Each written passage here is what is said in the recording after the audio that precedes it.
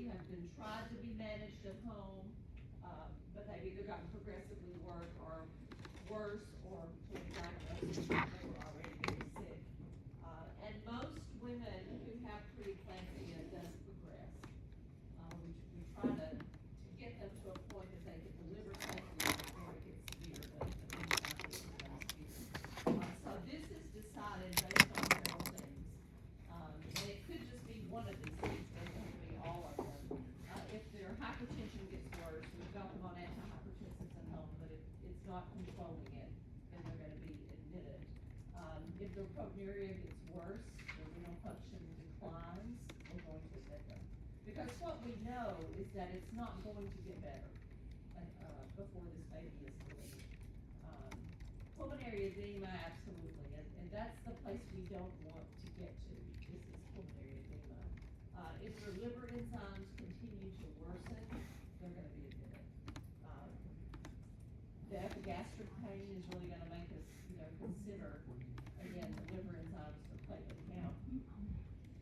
Decrease urine output, again, that goes along with the, declining kidney function, thrombocytopenia. If they start having headaches with visual changes, that's a significant sign. And we're really gonna look at the whole picture. Those patients are probably gonna be admitted with plans to deliver them. Decreased amniotic fluid, oligohydramnios, that's always a negative sign. So that's gonna cause us to want to induce them as well, because it's not a safe environment for the baby. And then the IUGR, the growth restriction, intrauterine growth restriction. We are monitoring for that, and once it starts occurring, then we start making plans, realizing that we're gonna have to deliver this baby, whether the baby's 35 weeks or the baby's 25 weeks. Once it starts, it doesn't get better. So there are some things that would cause us to say, we're gonna have to admit this patient, and we're gonna have to plan, for delivery. And when you get to this point, more than 80% of these women have a C-section, because the baby doesn't tolerate labor very well, in most cases.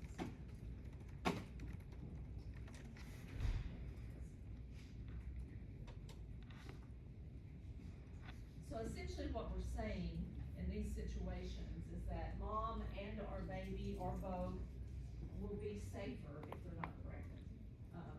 If the baby is extra-uterine instead of intrauterine. Okay.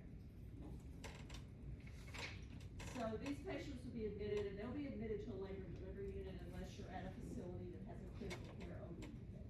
And a lot of these women will end up in a critical care OB unit if that's available. Most hospitals, even your big hospitals, don't have a critical care unit specific for obstetrics. But they'll be on continuous fetal monitoring, once they're admitted, and maternal assessments. They will be, administered magnesium sulfate. Magnesium sulfate is a general muscle relaxant, but the purpose for giving it with a preeclamptic patient is to prevent seizure activity, okay? Because remember, hyperreflexia is one of the very common symptoms we see in preeclampsia. We do not want her to develop seizures. So a preeclamptic patient that is severe, that's admitted, they're going to have a magnesium sulfate drip, okay? And we're gonna talk about specifically the administration of that in just a minute. They're gonna be in the bed in a very quiet environment. This is not a patient that needs 15 visitors, okay? And usually the visitors are restricted. We want the environment quiet, the lights are gonna be lowered. We want as little stimulation as possible, for this patient. They're gonna be on a very strict I&O, because remember, we're concerned about decreased urine output. So we're gonna have a strict I&O. The lab, we're gonna monitor their CBC, specifically their platelet count. We're gonna monitor their kidney function, and we're gonna monitor their liver enzymes. Daily weights, we've kind of gotten away from that. Occasionally we'll see that order, but by the time they're at this point and they're classified as severe, they're gonna be delivered.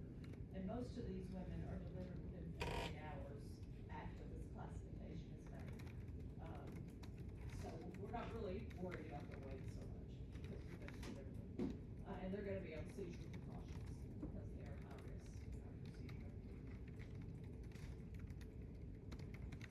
when do we intervene, kind of goes along with a couple of slides ago. For the baby, if you've got severe IHGR, a non-reassuring fetal heart rate, and oligohydramnios, that is significant. That's gonna push us toward delivery, even if they are very preterm. On the mom's side, if they're 38 weeks or greater, it's not even a conversation. If they're diagnosed at that point, they're gonna be admitted. Platelet count that's 100,000 or less, they're gonna be admitted and induced. Because the platelet count is not going to improve. I mean, I have been in situations where we have given 10, 12, 15 packs of platelets, and the platelet levels don't budge. And if they do budge upward a little bit, within 2 or 3 hours, they're down again. We've got to fix the problem, and the problem is the pregnancy. Severe hepatorenal deterioration is an eruption, which is the early separation of the placenta. Again, headaches, visual changes, epigastric pain. All of those things will tell us it's time to have a baby. Okay, so let's talk about magnesium sulfate. Is this a drug y'all familiar with? Yeah, where have y'all talked about it? Okay, just as a replacement, okay. We always give it, piggyback, okay? You guys know what IV piggyback means, it's not your primary, it's your secondary, okay? Always IV piggyback. There's never a time with these preeclampsia patients that this is ever gonna be in your main line. It is ordered 6-gram loading dose every 30 minutes, okay? And that's a pretty hefty dose very rapidly. So what you're gonna see with these women in this loading dose is they are going to complain that their arm hurts, okay, because it's very caustic to the veins. They are going to start sweating, they're gonna be red-faced, they're gonna kick their blankets off the bed, they may get nauseated, okay? And a lot of times you just have to stay with them because they may not tolerate it very well. And just encourage them, this is 30 minutes, okay? These symptoms are gonna stop in 30 minutes when you stop this loading dose. And literally, it does change dramatically when you stop the loading dose. And then after the loading dose, then you'll have an order for magnesium sulfate 2 to 4 grams an hour. It'll just depend on the patient situation and how it is run. You may or may not have an order for a magnesium level every 4 to 8 hours. It just depends on the provider. A normal magnesium sulfate level or magnesium level is less than 2, okay? A therapeutic level is 4 to 8. You understand the difference between normal and a therapeutic? The therapeutic needs to be higher for it to do the work that it needs to do. With magnesium sulfate, what do you think the thing is that will kill your patient if they get too much of this? Respiratory failure. Right. Okay. So nursing assessments are key, and to me, they're more important than getting mag level. If you have a patient whose respiratory rate goes below 10, or maybe they were 2+, 3+, 4+ DTRs, and that drops to 0, I mean, turn your mag off, okay, while your patient's still breathing. Your reflexes are going to go before your respirations, okay? Reflexes go somewhere probably around 12 milligrams per deciliter. When you get to about 14 or 15, they're gonna stop breathing. So doing the assessments are very, very important. And when you have a mag drip, the protocol in obstetrics with a mag drip is that you do assessments every hour. And those assessments are the vital signs, DTRs, every hour, you assess the DTRs. Usually patellar, unless they have an epidural, use different reflexes. Yes? So you said assessment is vital signs, DTR and DTRs, something else. I-N-O, you're gonna document I-N-O. Did I still not answer your question? She just said it was on the next slide. Oh, okay. Wait, there we go. Yeah, that makes it easy, okay. Hourly DTRs, I-N-O, because again, these are women who may be struggling with their kidney function. So they're going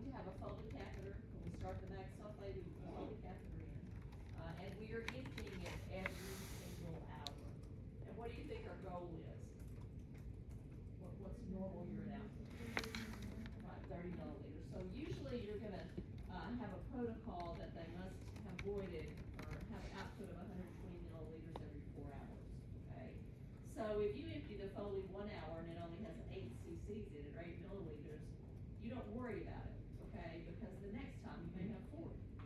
But over a 4-hour period, you should have at least 120 milliliters. So we're checking that every hour. Some physicians will limit their intake. But most of the time, they'll just, give a regular IV intake, but occasionally you'll have some that will limit their intake. Continuous fetal monitoring. The protein checks, again, may or may not be something that's ordered, and really, again, with these severe pre-eclamptic patients, we know they have proteinuria, and we're going to deliver them, so we don't monitor that as closely. Levels of consciousness, definitely be alert to changes, and then this patient is going to be on wait list, procedure cautious. And in a perfect world, this patient would be a one-on-one, be one nurse to one patient. But a lot of units, OB units will have, one nurse to 2 patients. So you may have a nurse taking care of this patient who also has an active labor patient. I know when I was charged in obstetrics, I would always try to work the staff to where if you had a severe pre-eclamptic, that was the only patient you had, and the other nurses kind of stepped up and took on a heavier load. But that doesn't happen, in a lot of places.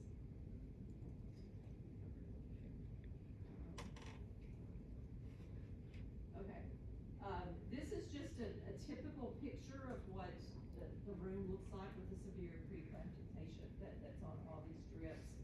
This is actually in my daughter's room at Baptist in Memphis, when she had our oldest grandchild. She had severe preeclampsia, delivered at 32 weeks.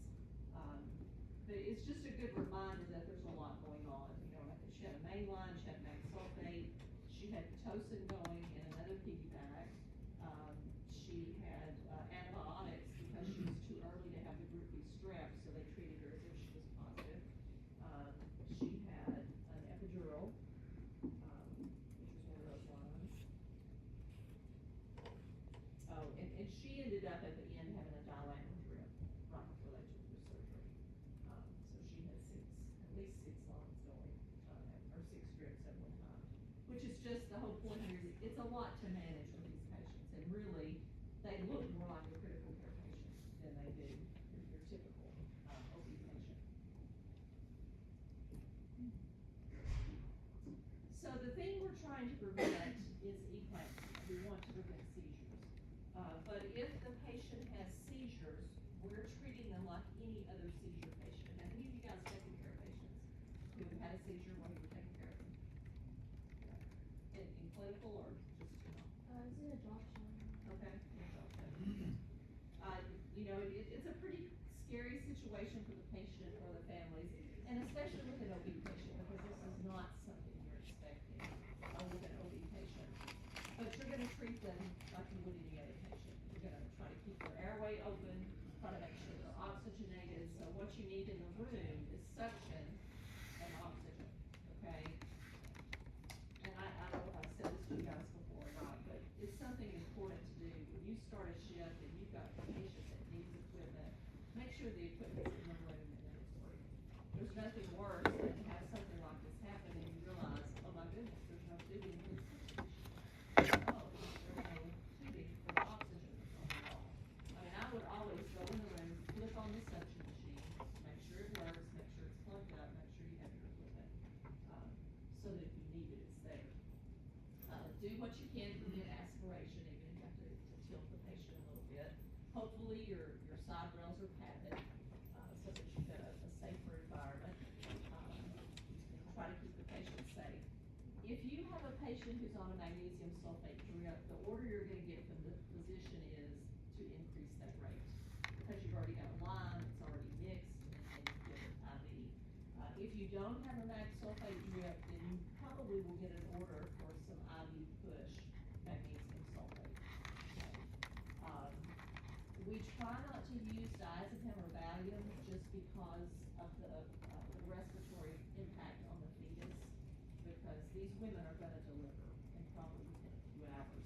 And it takes that Valium about 24 hours to get out of the system, and Narcan won't touch it. So we try not to use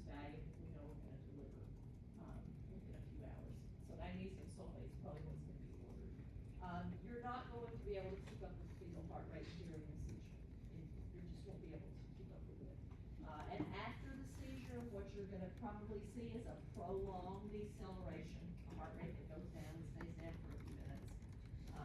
And definitely you're gonna see probably minimal variability in 30, 45 minutes. The baby's been insulted, probably decreased oxygen during this time. But usually the baby recovers and you get a good strip, after 45 minutes or so. And then chart what it started, chart what it looks like, chart what it did, chart how long it lasts, and then afterwards chart the fetal heart rate.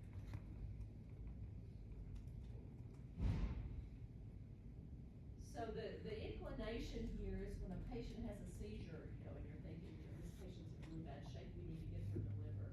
That's one of the worst things that can happen.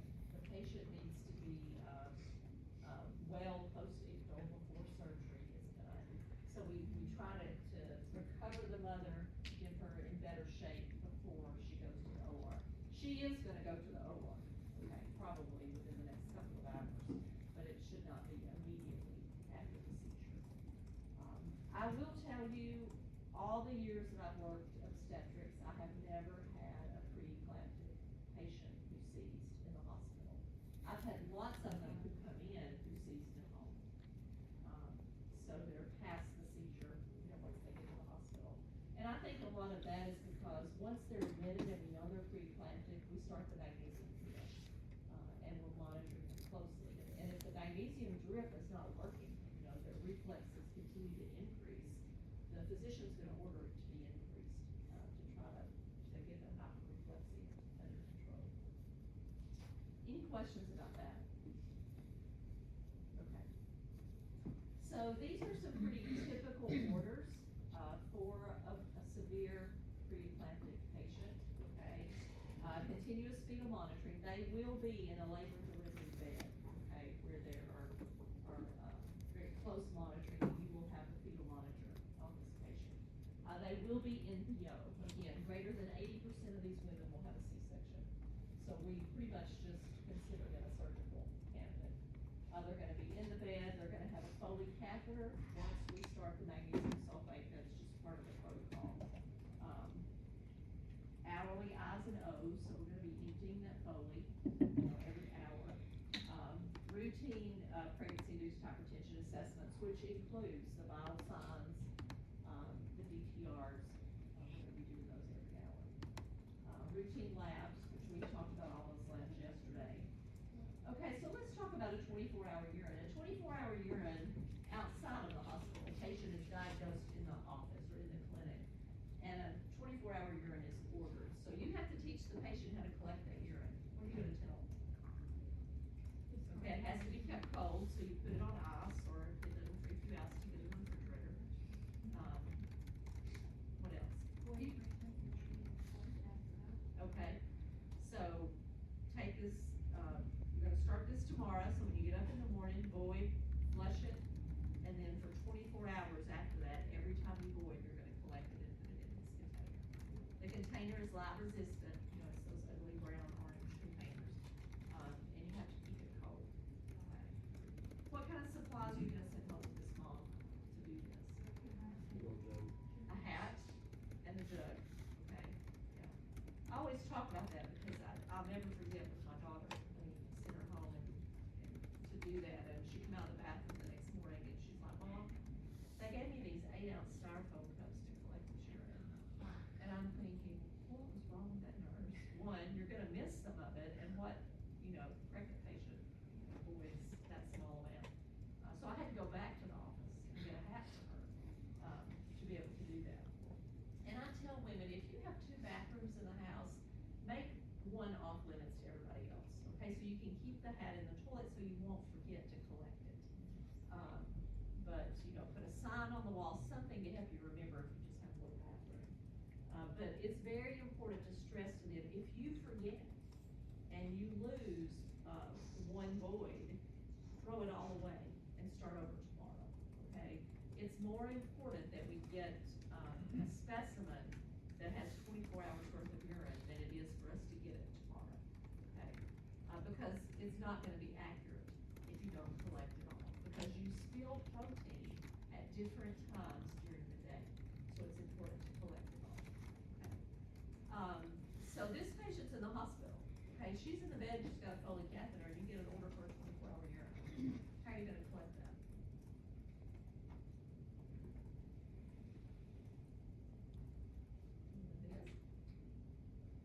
This? It has to be on ice, definitely, it has to be on ice, yeah. With these patients, because we are doing their INO every hour, we're emptying that Foley every hour. You're gonna empty it every hour and put that on ice, okay? So you would, start the Foley, and whatever you get when you start the Foley, dump it. And then from that point on, you're gonna collect it. You know, if you're on a med-surg floor and a 24-hour urine is asked for, you will see them put the Foley bag in ice, okay, and just empty it every 4 to 8 hours, which is fine. But these patients, we're emptying the Foley every hour, so we just collected it and put it on ice. She's got LR running at 125. This physician has limited the intake to 125. So what that means is when you add magnesium sulfate, okay, you're gonna drop your main line. You add Pitocin, you're gonna drop your main line. So that all of the IVs add up to 125. Call for a blood pressure greater than 110 over 160 over 110. And the order, I'll tell you that you're gonna get there is probably hydralazine, 5 milligrams IV push, repeat every 20 minutes Tocin. That's a pretty good order, to try to get the blood pressure down. Call if you have decreased urinary output, seizure precautions. What do you do if you're on a floor that doesn't have those fancy beds with the fancy pads? How are you gonna? Take a pillow. Yeah, pillows, you can take towels or sheets and tape them to the bed rails. Okay, so let's just run this. This is your order. You've got magnesium sulfate, you've got 40 grams in 1,000. Your loading dose is 6 grams over 30 minutes. So what are you setting your IV pump at? Calculate that out.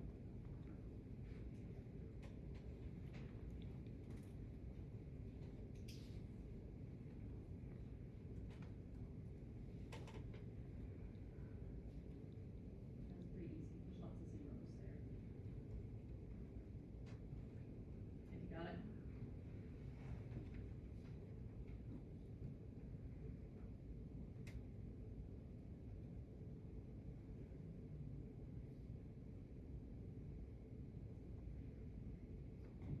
Is anybody working on it? Is it 150? Okay, so it's 150 milliliters is what your loading dose is, but you gotta run it in 30 minutes, so what do you set your time for? 300. 300, okay? So you can see it's going in very quickly, that's why the patient has such a reaction to it. I will say with the loading dose, if you have a patient, that you notice that a respiratory rate drops below 10, or you've got a patient that's sitting up in the bed, and she can't lift her hands out of her lap, okay? I've seen that several times, turn the bag off, okay? Because it's too much for her. And then the maintenance dose at 2 grams an hour, so what would you set your IV for 2 grams an hour? 6 is 150, what would you be? 100. 50, right. 50 would be what you would set on for your maintenance dose. I will tell you, calcium gluconate is, the drug we give if a patient overdoses on that. So if I'm working on the unit, I wanna make sure that there's some calcium gluconate on the floor somewhere. Because you need it quicker than kind of to get it to the pharmacy.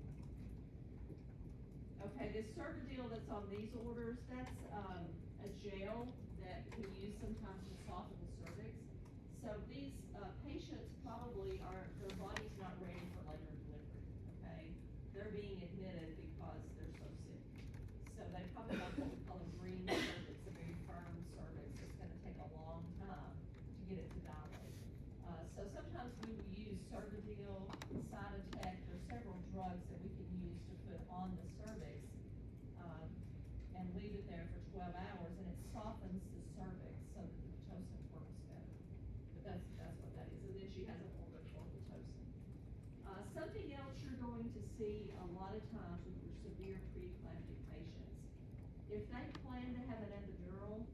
it's not uncommon for the physician to order it before you ever start the Pitocin.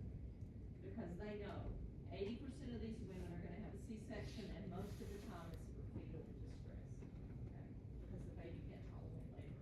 So if they have an epidural in place, then usually they can go straight to the OR, and have surgery rapidly, instead of having to wait to put in spinal. So a lot of times they'll go ahead and order it before they ever start the contractions, for these patients. And I have to say, I'll forever be thankful for my daughter's physician that did that, because from the time they said she needs to go to the OR, Owen was born 8 minutes late. And if she had not had an epidural, that would have added another 15 or 20 minutes at least. So any questions about any of these orders? Any questions about the preeclampsia? You're not clear. Okay. Let's talk about endocrine. And I'll tell you too, Dr. Howard's gonna try to stop by when we normally take a break. She can get loose from, sim lab, talk to him about flow. Have lots of questions. And she's very hopeful, she has found a replacement for the labor delivery.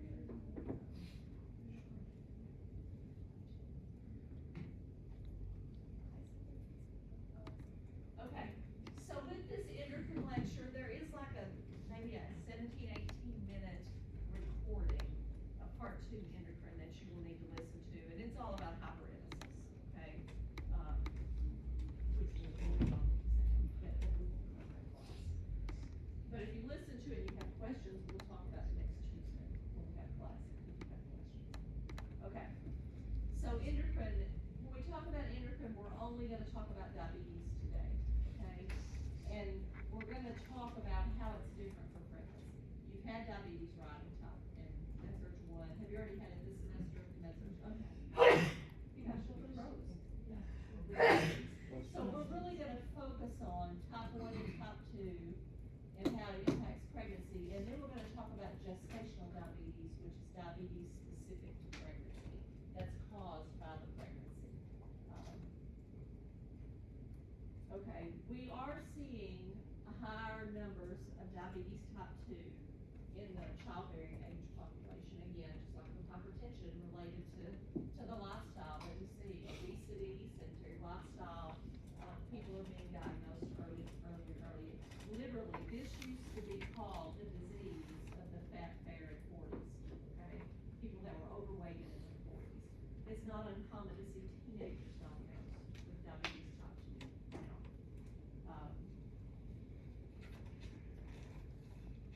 So, it's a metabolic disorder, lots of different causes, type 1 diabetes, where there's not, insulin production or there's inadequate insulin production.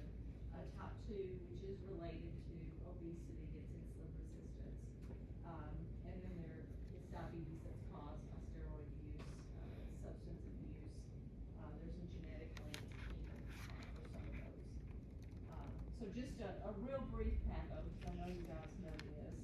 Insulin's produced in the beta cells of the pancreas, so you have to have a healthy pancreas to have adequate amounts of insulin to be produced.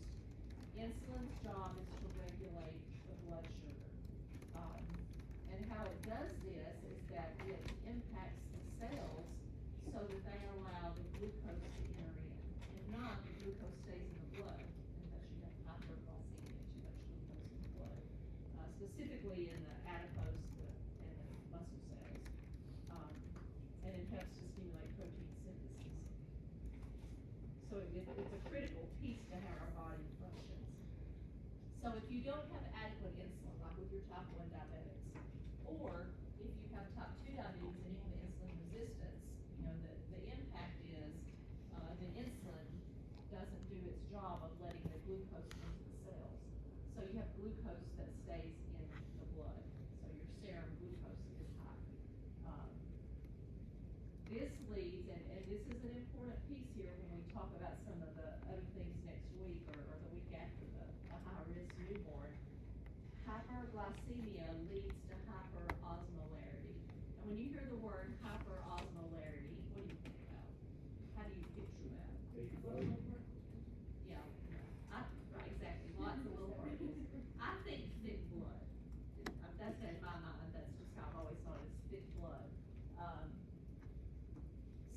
when you have hyperglycemia or hyperosmolarity, well, this becomes a problem for the baby after delivery, okay? Because this hyperosmolarity contributes to hyperbilirubinemia. So these babies are very high risk for having high bilirubin, if their mom is hyperglycemic. Okay, so the intracellular fluid enters the blood because of this hyperosmolarity, which results in cellular dehydration. Your kidneys compensate, okay, by increasing urination, that's the first P, the polyuria, that I'm sure you talked about, and getting rid of the excess glucose in the urine. Then you have cellular dehydration, which creates thirst, which is the second P, the polydipsia.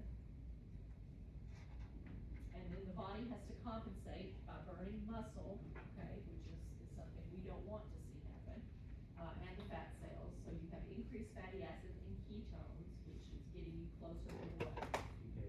Yeah, DKA, diabetic ketoacidosis, and leading to weight loss and hunger, which is your third P, the polyphagia. And this is where, a lot of things related to pregnancy comes into play. You've got this type 1 diabetic who has had lots of incidences of hyperglycemia.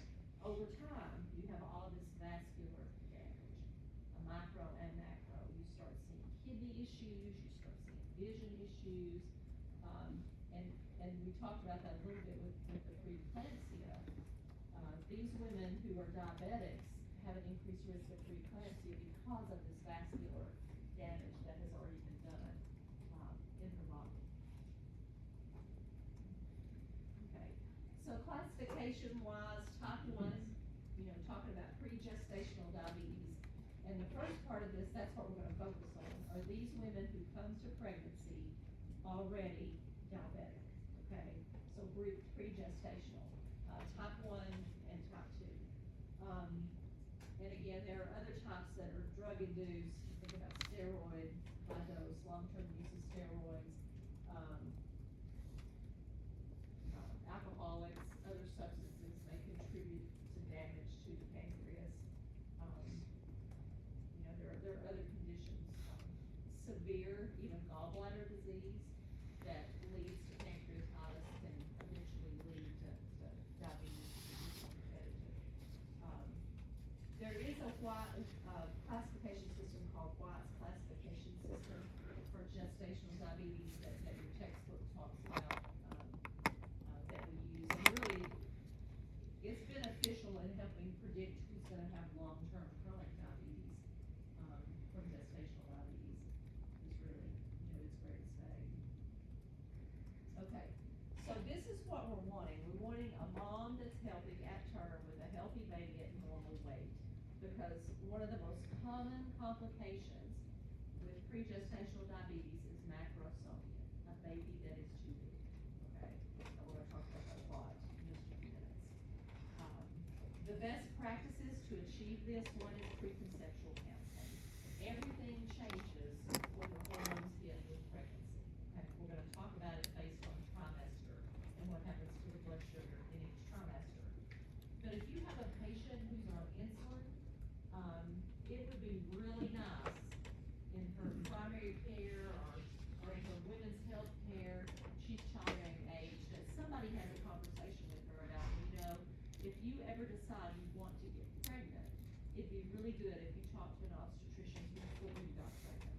And what the obstetrician is gonna do is they're gonna talk to them about management of their blood sugar.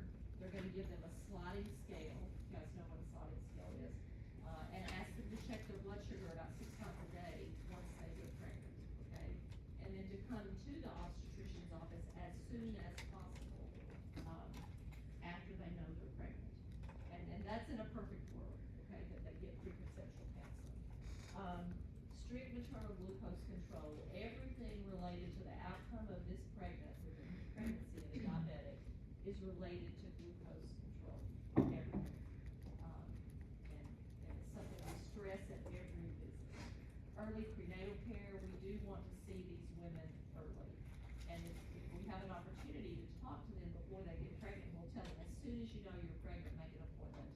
Tell them you're diabetic, and we will get you in as soon as we can. And then early fetal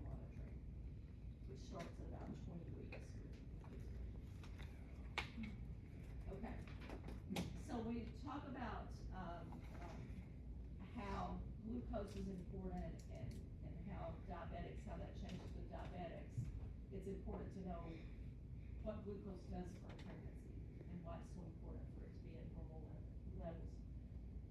The primary energy source for the fetus is glucose, okay? And this is important, guys, that y'all get this. Glucose crosses the placenta. So if a mom is hyperglycemic, a baby's hyperglycemic, okay? Insulin does not cross the placenta. So you give the mom insulin, it's gonna take care of her glucose, it's not gonna do anything for the baby initially.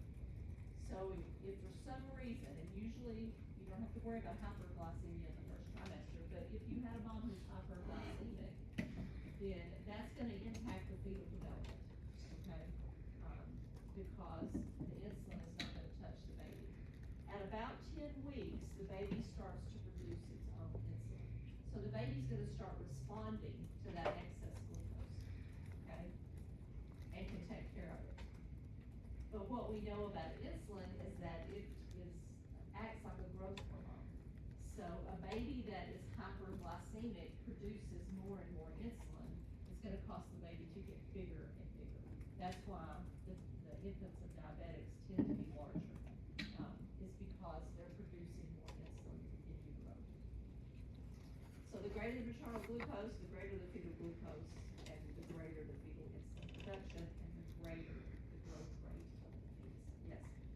When you say that the glucose affects the hyperglycemia affects fetal development in the first trimester, does it cause defects?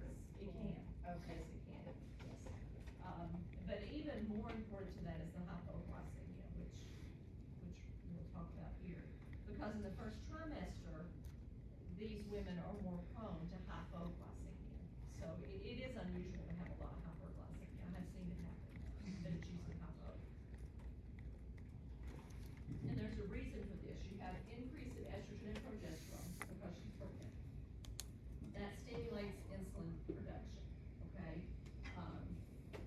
But again, if you've got a type 1 diabetic, you know, they're not producing any insulin, or if they are, it's very little. So that part doesn't impact them. But if you have even patients who are not diabetic, they tend to drop their blood sugar in the first trimester. Usually not enough that it impacts anything, but it will be lower in the first trimester because of insulin production. The other thing that's happening in the first trimester is that the tissues hang on to the glucose. They store it, okay? So you have less circulating glucose in the first trimester. The other thing that's happening is that the liver decreases the production of glucose, okay? So you've got all these things that are naturally lowering the glucose in the first trimester. Fasting blood sugar decreases by about 10%, okay? So if you've got a patient who's a type 1 diabetic and she's on insulin, then she's gonna struggle with hypoglycemia in the first trimester. That's why she needs to be on a sliding scale. Her need for insulin is gonna drop in that first trimester. This is a problem for the baby because again, what's happening in the first trimester with the fetus? All the organs are being developed, okay? Everything development-wise pretty much is happening in the first 12 weeks, and then after that, it's all the growth. So this is concerning if there's not enough glucose to provide energy for the fetus to develop, then that's where you start to see fetal defects. And the number 1 defect is cardiac defects, okay? We tend to see that above all others. So it's important for them to be able to maintain a normal glucose in that first trimester. So we have them on a sliding scale, and we have them to do a fasting. We have them to test their blood sugar after breakfast, after lunch, after dinner, before they go to bed. And if they are really struggling with this, they may have to set an alarm and check their blood sugar during the night. They may be needing to eat extra snacks, even in the middle of the night, to keep their blood sugar at a normal level in that first trimester. The other thing you have to remember, these women have nausea and vomiting in the first trimester, which is gonna impact their blood sugar levels. So again, they need lots of coaching, probably are gonna have several visits to the office in that first trimester really push them to check their blood sugar frequently and to use the insulin as they need it. Women who are type 2 diabetics that are on glyburide or metformin, a PO management for type 2 diabetes, we would really like to change them to insulin when they get pregnant.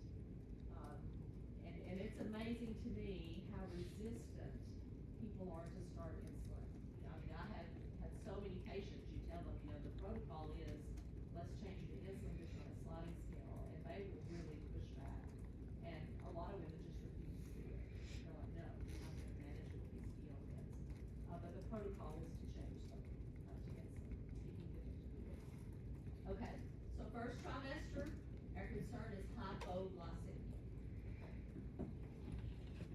Second and third trimester, we call these trimesters diabetogenic, and all of the things that were happening in the first trimester are reversed, okay? The tissue lets go of all that glucose, the liver bumps up its production of glucose, so now we have too much glucose, okay?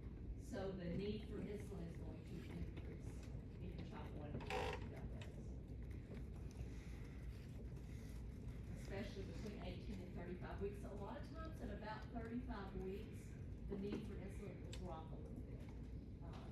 But they have to really monitor that closely. And they need to continue to check their blood sugar 5 or 6 times a day, the whole pregnancy. Because now, the organs are developed, now they're growing, and one of our big goals is that we can get her to full term with a baby that weighs, 8 to 9 pounds, we'd be happy. But this is where you see your 10-pound babies are bigger. It's women who do not control their blood sugar in that second and third trimester. Because at this point, the baby's producing its own insulin, her blood sugar is high frequently, then the baby's producing a lot of insulin, the baby's just getting bigger and bigger and bigger.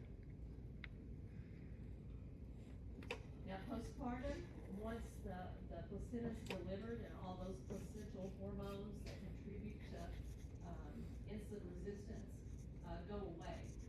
So pretty quickly after delivery, your type 1 and type 2 diabetics will return to their pre-pregnancy glucose levels, and they go back to their usual insulin administration, and can go back to their PO levels if they're type 2 diabetic. If they're breastfeeding, they need less insulin because breastfeeding is just like exercising. The body uses a lot more calories to produce the milk. Okay, so the complications we see in diabetes are all related to glycemic control. In early pregnancy, of course, one of our concerns is miscarriage. And that can happen with hyperglycemia or hypoglycemia. And, the baby has severe anomalies, doesn't grow correctly, it's going to increase the risk of miscarriage. Late pregnancy, our number one concern is fetal macrosomia. The baby just is too big, which increases the risk of birth trauma, shoulder dystocias, when the shoulders are too big to be delivered, they get stuck. Hey. And more likely to have a cesarean birth. And again, more than 80% of these women will have a cesarean birth. The preeclampsia, which we talked about earlier, you have increased vascular damage with these pre-gestational diabetics over time, which increases the risk of preeclampsia. Preterm birth, we see again, and a lot of that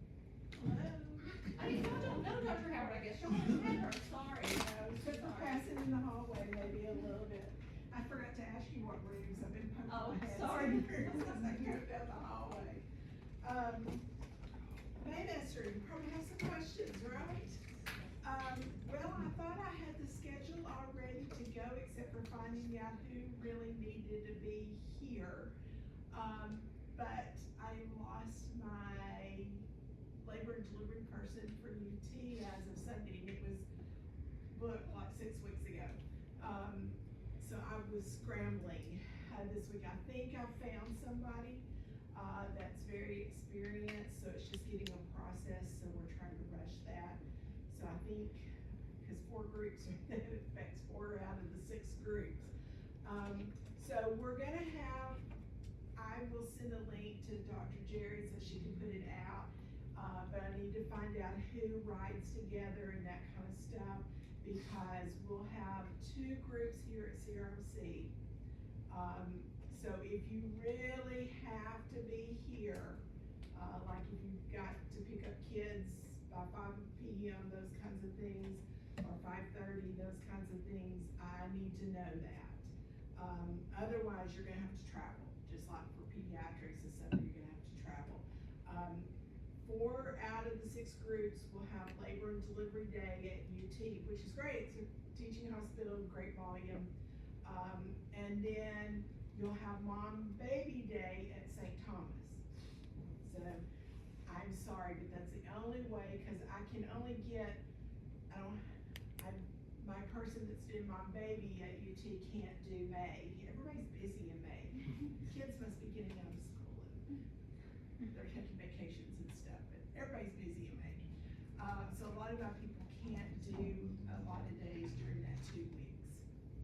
But I got Kimberly Massengill's gonna be with you, mom-baby, cause I can have 6 on the floor at St. Thomas. At UT, I can only have 4, and my person that's been doing it can't do those 2 weeks.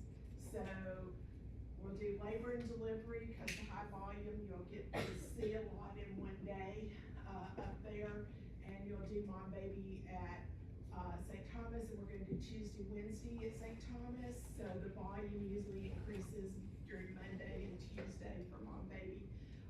So census should be good, since we can have 6 there. So the others that are here, it is Tuesday, Wednesday,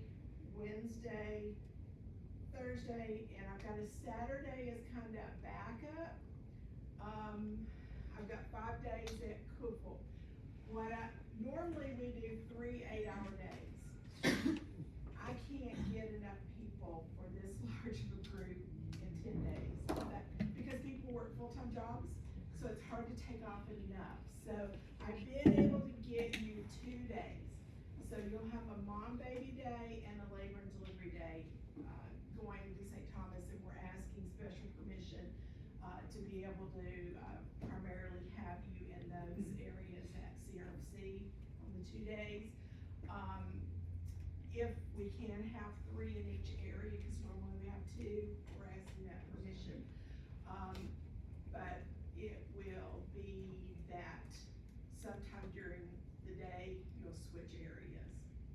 If we can have more, cause we got nursery there, labor and delivery, mom-baby.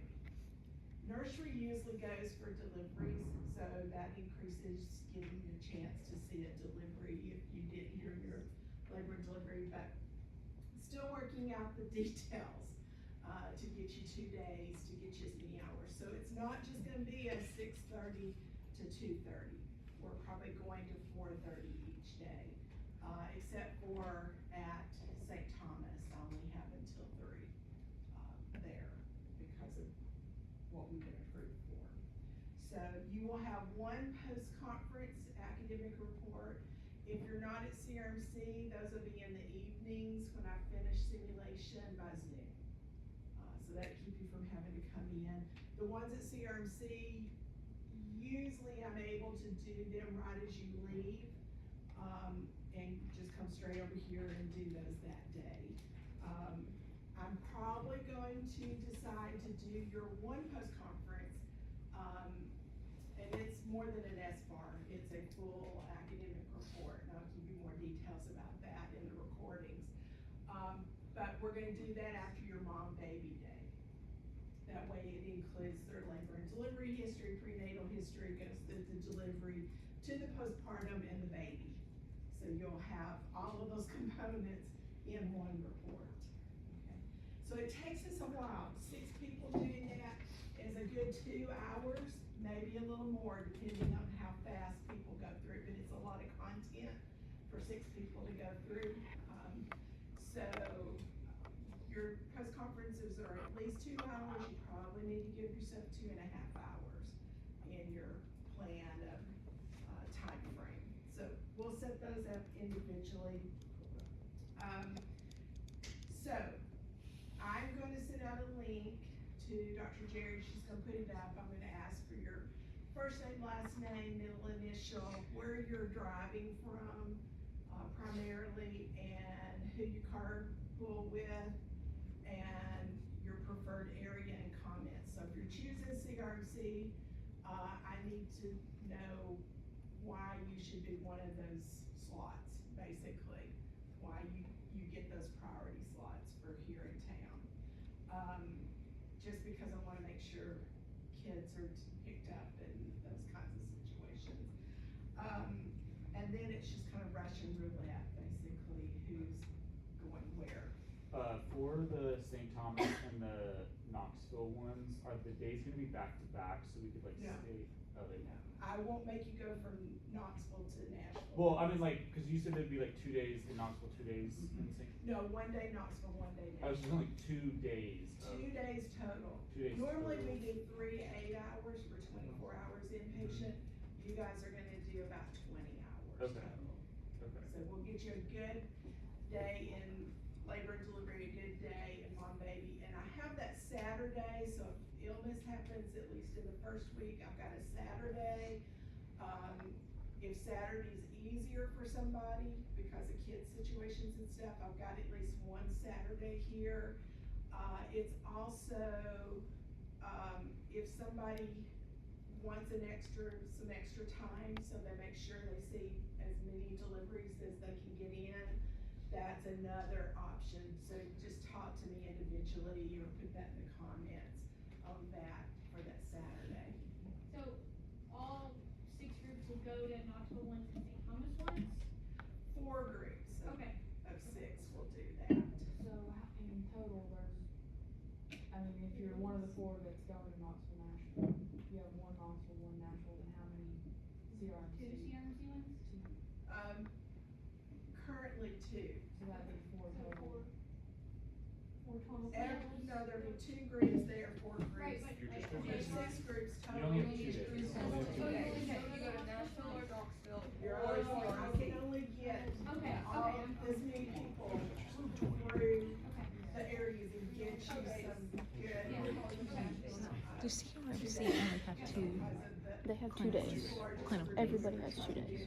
The whole thing for Maymaster. Okay, it's just 2 weeks. So.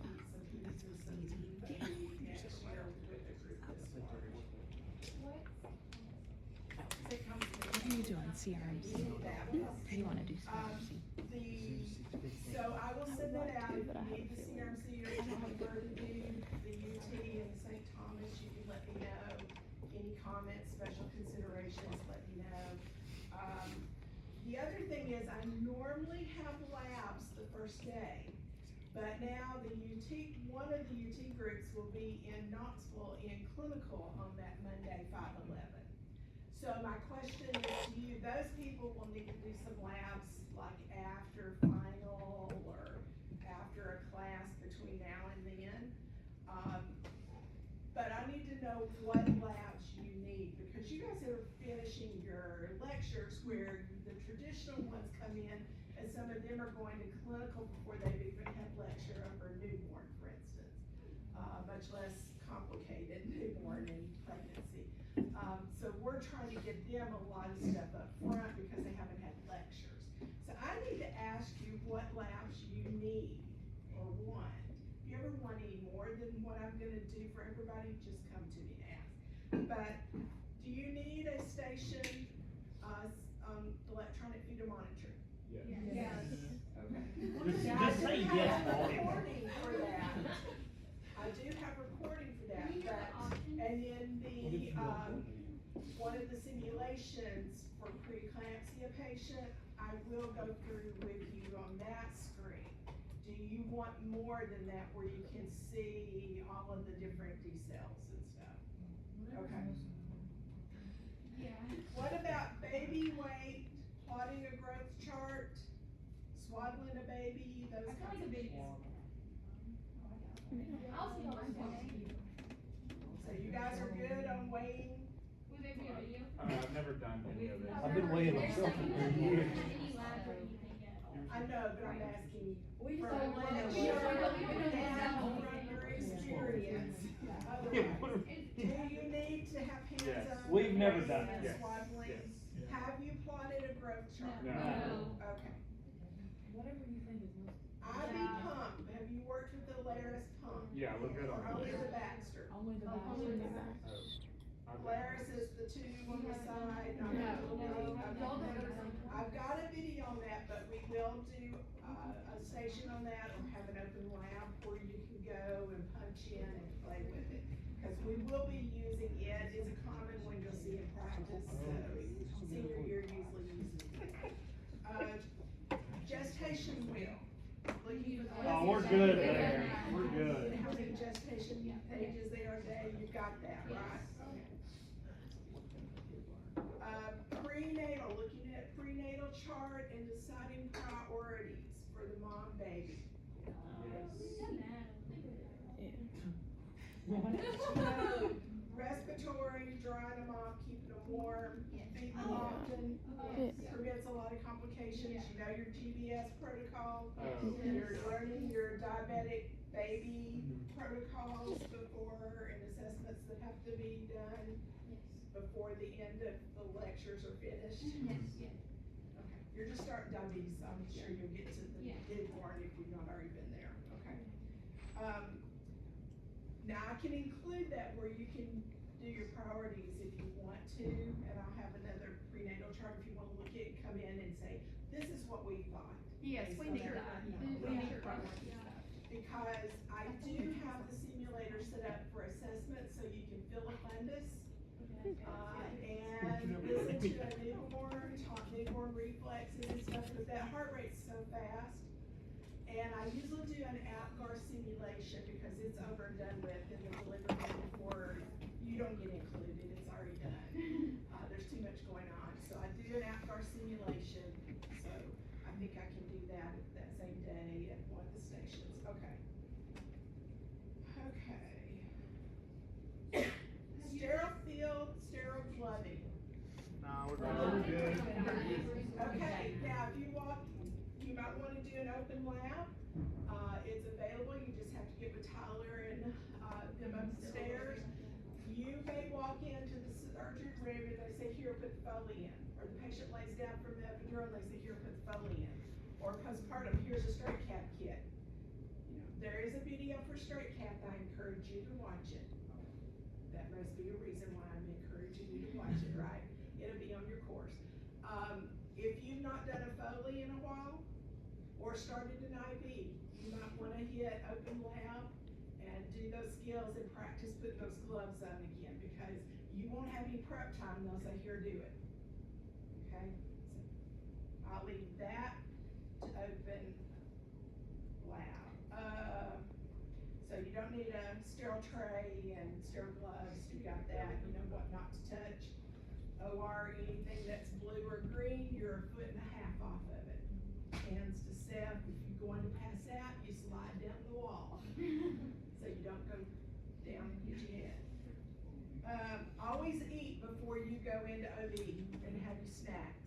That's the only time I've lost anybody passing out, is if they don't eat breakfast.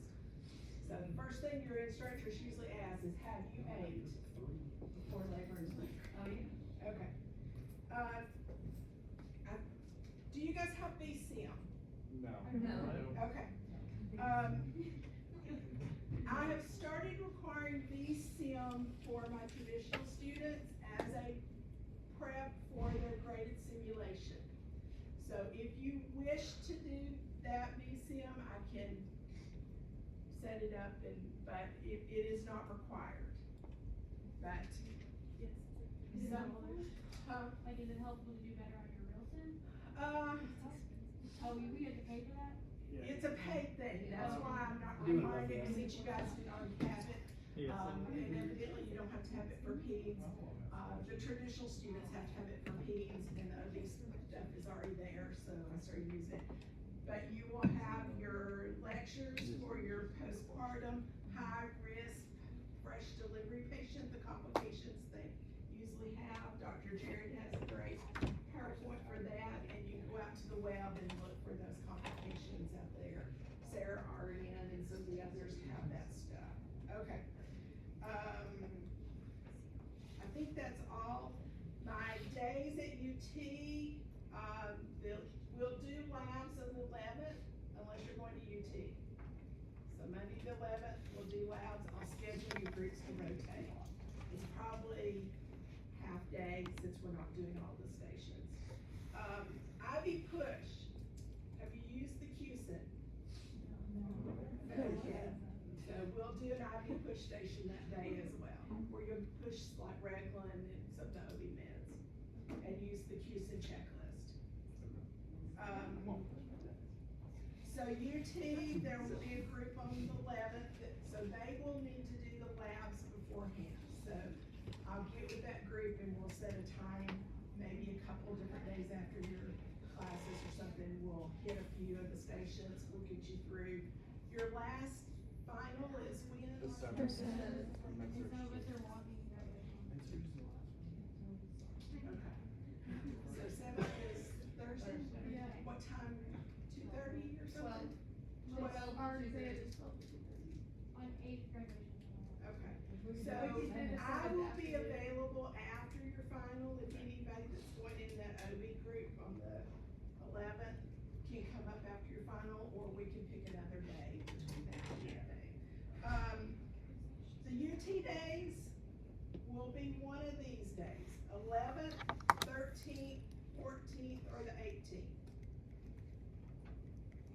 CRMC days would be the 12th, the 13th, the 20th, the 21st, or the 16th, two of those days. The St. Thomas days are the 12th, 13th, Tuesday, Wednesday, and Tuesday, Wednesday, 19th, 20th. So if you're thinking UT and St. Thomas, Can you see that that'd last be group one of of dates those. again? I will send it, Okay. and if you have specific days of the week that you really can't do it, let me know in the comments on the form I'm sending out that's asking for your preferences, okay?